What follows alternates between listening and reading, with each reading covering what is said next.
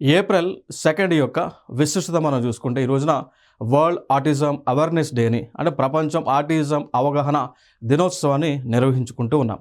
So మొట్టమొదటిసారిగా ఈ యొక్క దినోత్సవాన్ని 2007లో ప్రపోజ్ చేయగా 2008 నుంచి ఈ దినోత్సవాన్ని మనం నిర్వహించుకోవడం జరుగుతూ ఉంది. మరి దీన్ని నిర్వహించాలనే తీర్మానం చేసినటువంటి సంస్థ మనం తీసుకుంటే ఐక్యరాజ్య సమితిలో ఉన్నటువంటి జనరల్ అసెంబ్లీ ఈ తీర్మానం చేయడం జరిగింది. మరి జనరల్‌గా ఈ ఆటిజం అనేటువంటి అంశం ఏంటి అంటే, ఆటిజం అనేటువంటి వ్యాధి అనుకోవచ్చు, లేదా ఒక డిజార్డర్ అనుకోవచ్చు. ఇదొక న్యూరో డెవలప్‌మెంటల్ డిజార్డర్‌గా మనం చెప్పొచ్చు అండి. సో, ఈ ఆటిజం అనేటువంటి డిజార్డర్ వచ్చినప్పుడు ఎవరైతే ఉంటారో పిల్లలు సాధారణంగా పిల్లలలో వస్తుంది. సో, వీరి యొక్క బుద్ధి మందత్వం అనేటువంటిది వస్తుంది. అంటే వీళ్ళు ఏజ్‌కు తగ్గట్టు, వయసుకు తగ్గట్టు వీరి యొక్క ఆలోచనలు గానీ, వీరి యొక్క నడక గానీ, ప్రవర్తన గానీ ఉండదు అన్నట్టు. సో, దాన్ని ఆటిజం అని అంటాం.